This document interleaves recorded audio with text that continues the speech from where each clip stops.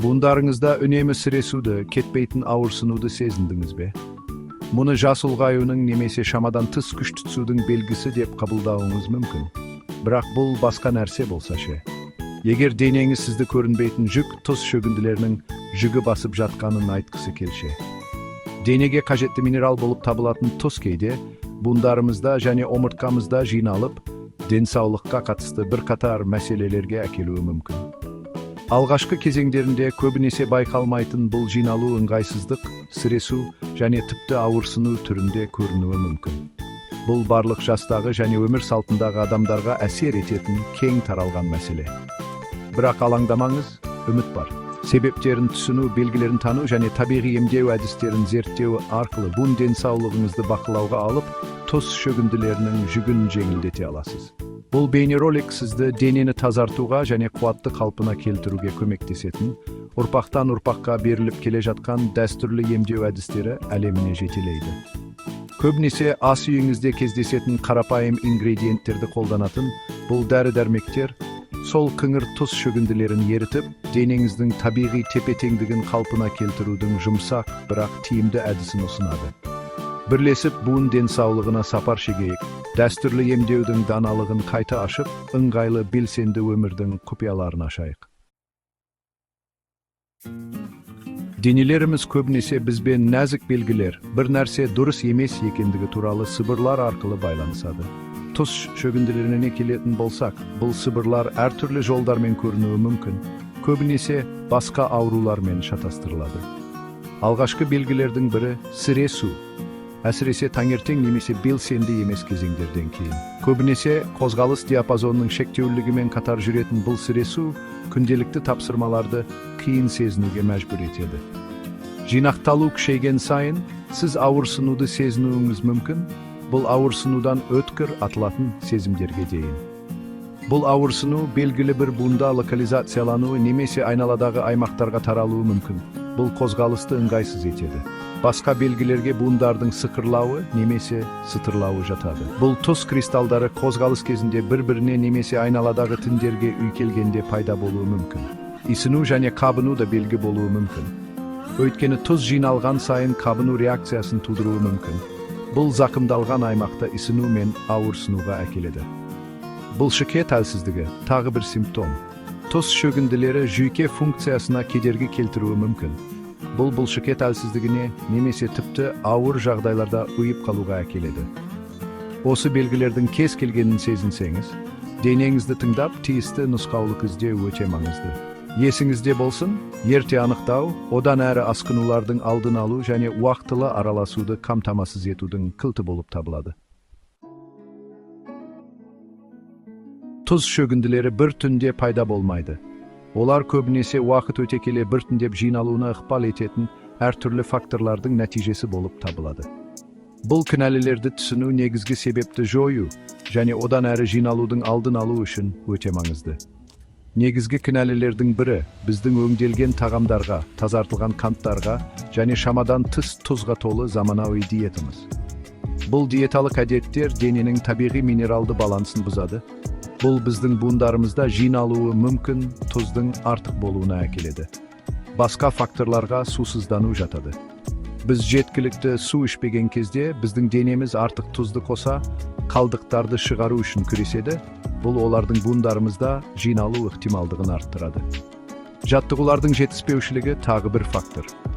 Үнемі дене белсенділігі буындарымызды майлап, сау қан айналымын жақсартуға көмектеседі, тұздың жиналуын болдырмайды. Алайда отырықшы өмір салты тұз жиналу қаупін арттыруы мүмкін. Генетикалық бейімділік те рөл атқарады. Кейбір адамдар генетикалық тұрғыдан тұз шөгінділеріне бейім. Бұл оларды салауатты өмір салтымен де бұл жағдайға бейім етеді. Подагра және артрит сияқты негізгі медициналық жағдайларда буындардағы тұздың жиналуына ықпал етуі мүмкін. Диетамыз туралы саналы таңдау жасау, ылғалдануды сақтау, күнделікті өмірімізге үнемі жаттығуларды енгізу және кез келген негізгі денсаулық жағдайларын шешу арқылы біз тұздың жиналуын тежейтін және буын денсаулығын жақсартатын ішкі орта жасай аламыз. Ғасырлар бойы адамдар тұз шөгінділерінің ыңғайсыздығын қоса алғанда, Әр түрлі ауруларды емдеу үшін табиғат байлығына жүгінді. Ұрпақтан ұрпаққа беріліп келе жатқан дәстүрлі емдеу әдістері сол күңір тұз жиналуларын ерітіп, денеңіздің табиғи тепе-теңдігін қалпына келтірудің жұмсақ, бірақ тиімді әдісін ұсынады. Бұл дәрі-дәрмектер шөптердің, дәмдеуіштердің және оңай қолжетімді ингредиенттердің күшін пайдаланады. Бұл оларды барлығына қолжетімді және қолжетімді етеді. Жанама әсерлері болуы мүмкін, дәстүрлі емдеуден айырмашылығы. Дәстүрлі емдеу әдістері тұтас көзқарасқа бағытталған, ықтимал қауіп-қатерлерді азайту кезінде негізгі себепті шешеді. Тұз шөгінділеріне арналған ең танымал және уақытпен тексерілген дәстүрлі дәрі-дәрмектердің кейбіріне лавр жапырағының қайнатпасы жатады. Көптеген ас үйлерде негізгі тағам болып табылатын лавр жапырақтары қабынуға қарсы және диуретикалық қасиеттерге ие. Қабынуды азайтуға және денеден артық тұзды шығаруға көмектеседі. Күріш тазарту тағы бір дәрі.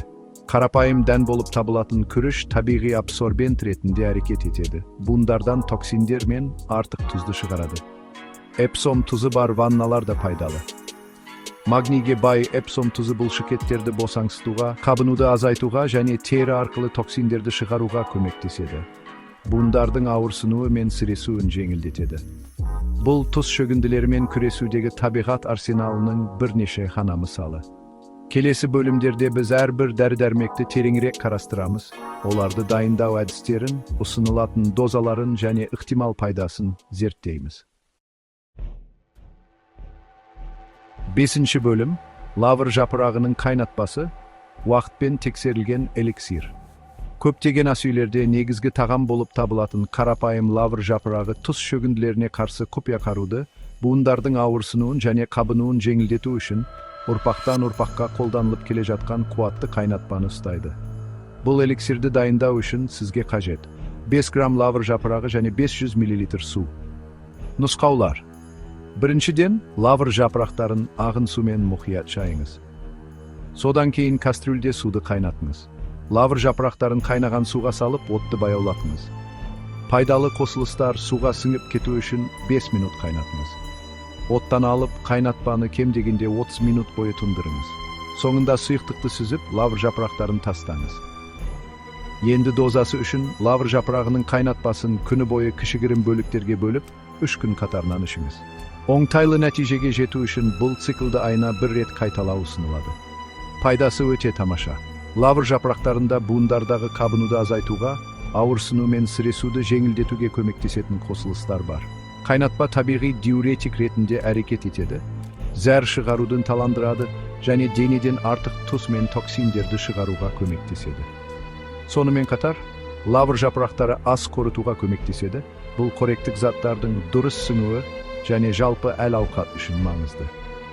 Бұл дәстүрлі дәрі-дәрмек көптеген адамдар үшін қауіпсіз болса да, оны күнделікті өміріңізге енгізбес бұрын, әсіресе денсаулыққа қатысты кез келген мәселеңіз болса, немесе дәрі-дәрмек қабылдап жүрсеңіз, дәрігеріңізбен кеңескеніңіз жөн.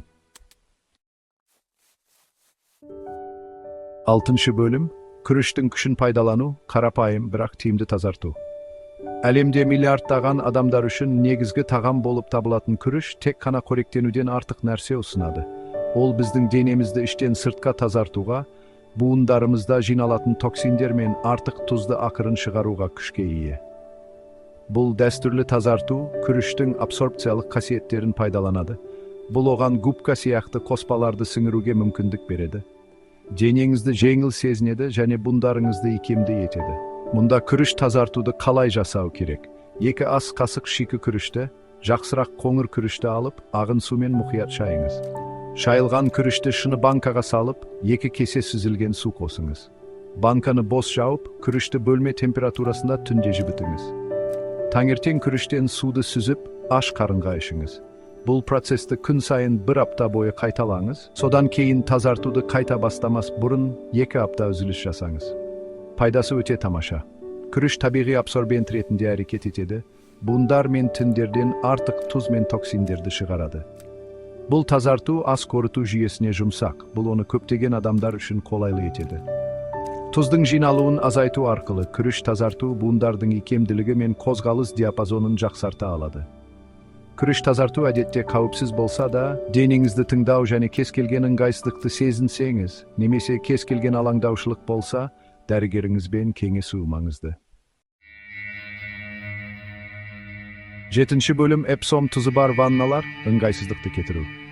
Жылы ваннаға түсуді елестетіп көріңізші. Су сіздің ауыратын буындарыңызда сикырлы әсер ететін, тыныштандыратын минералдармен толтырылған, кернеуді кетіреді және қоспаларды шығарады. Бұл буындардың ауырсынуын жеңілдету және тұздың жиналуын азайту үшін уақытпен тексерілген дәстүр болып табылатын Эпсом тұзы бар ванналардың күші. Эпсом тұзы ас тұзынан айырмашылығы магний мен сульфаттың табиғи түрде пайда болатын минералды қосылысы. Жылы суда еріген кезде бұл минералдар тері арқылы оңай сіңеді. Бұл сіздің денеңіз үшін бір қатар терапиялық пайда әкеледі. Эпсом тұзы бар ваннаны дайындау үшін ваннаңызды жылы сумен толтырыңыз. Шамамен 100-ден 104 градус Фаренгейтке дейін немесе 38-ден 40 градус Цельсийге дейін. Ағын суға 2 кесе эпсом тұзын қосып, оның толық еруіне мүмкіндік беріңіз. Ваннада кем дегенде 20-дан 30 минутқа дейін жатыңыз. Денеңіздің минералдарды сіңіріп, босаңсуына мүмкіндік беріңіз. Пайдасы көп. Табиғи бұлшықет босаңсытқышы болып табылатын магний бұлшықет кернеуін және құрысуларын жеңілдетуге көмектеседі. Буындардың сіресуін жеңілдетеді. Эпсом тұзының қабынуға қарсы қасиеттері буындардағы исыну мен ауырсынуды азайтуға көмектеседі. Эпсом тұзы тері арқылы токсиндерді шығарады, детоксикацияны жақсартады және тұздың жиналуынан туындаған буындардың ыңғайсыздығын жеңілдетеді. Оңтайлы нәтижеге жету үшін аптасына 2-3 рет эпсом тұзы бар ванна қабылдау ұсынылады. Алайда эпсом тұзы бар ванналарды күнделікті өміріңізге енгізбес бұрын, әсіресе денсаулыққа қатысты кез келген мәселеңіз болса, немесе дәрі-дәрмек қабылдап жүрсеңіз, дәрігеріңізбен кеңесу маңызды. 8 бөлім тұтас көзқарасты қабылдау. Өмір салтын өзгерту. Дәстүрлі емдеу әдістері тұз шөгінділерін тиімді шеше алатын болса, ұзақ мерзімді жеңілдік және алдын алу үшін өмір салтын өзгертуді қамтитын тұтас көзқарасты қабылдау өте маңызды. Міне қарастырылу керек кейбір негізгі өмір салтын өзгерту. Ылғалдану, кылт. Денеңізден артық тұз мен токсиндерді шығаруға көмектесу үшін күні бойы кем дегенде 8 стакан су ішуге тырысыңыз. Денеңізді жемістерге, көкөністерге, дәнді дақылдарға және майсыз ақуызға бай теңдестірілген тамақтану арқылы нәрлендіріңіз. Тұздың жиналуына ықпал ететін өңделген тағамдарды, тазартылған қанттарды және шамадан тыс тұзды тұтынуды азайтыңыз. Буындарыңызды майлап ұстау, қан айналымын жақсарту және тұздың жиналуын болдырмау үшін жаяу жүру, жүзу немесе йога сияқты үнемі дене белсенділігімен айналысыңыз. Созылмалы стресс денедегі қабынуды күшейтуі мүмкін болғандықтан, стрессті басқарыңыз. Медитация, терең тыныс алу жаттығулары немесе табиғатта уақыт өткізу сияқты стрессті азайту әдістерін зерттеңіз. Соңында денеңізді тыңдаңыз. Денеңіздің сигналдарына назар аударыңыз және буындардың тұрақты ауырсынуын немесе сіресуін сезінсеңіз, медициналық көмекке жүгініңіз. Өмір салтын осылай өзгерту арқылы сіз тек тұз шөгінділерінің белгілерін ғана емес, сонымен қатар жалпы денсаулық және әл-ауқат үшін негіз жасайсыз. Есіңізде болсын, тұрақтылық күт. Уақыт өте келе шағын тұрақты өзгерістер буын денсаулығыңызда және жалпы қуатыңызда айтарлықтай өзгеріс енгізе алады. 9 бөлім қорытынды. Буын денсаулығына сапарыңыз бүгін басталады. Буындардың ауырсынуымен және сіресуімен өмір сүру сапасына айтарлықтай әсер етуі мүмкін, қозғалғыштығыңызды шектейді және жалпы әл-ауқатыңызға әсер етеді. Тұз шөгінділері сіздің ыңғайсыздығыңыздың тыныш кінәлісі болуы мүмкін болса да, буын денсаулығыңызды бақылауға алуға күшіңіз бар екенін ұмытпаңыз. Ұрпақтан ұрпаққа беріліп келе жатқан дәстүрлі емдеу әдістері сол қыңыр тұз жиналуларын ерітіп, денеңіздің табиғи тепе-теңдігін қалпына келтірудің жұмсақ, бірақ тиімді әдісін ұсынады.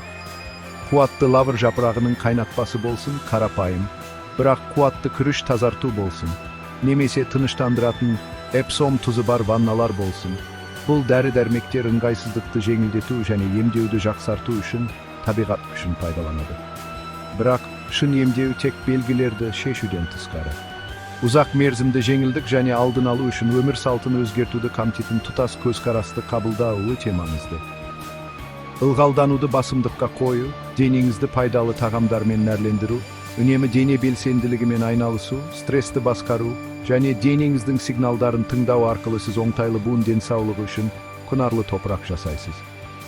Есіңізде болсын, буын денсаулығына сапарыңыз бүгін басталады. Бірінші қадамды жасаңыз, дәстүрлі дәрі-дәрмектерді зерттеңіз және өмір сүруге тұтас көзқарасты қабылдаңыз. Денеңіз сізге алғыс айтады.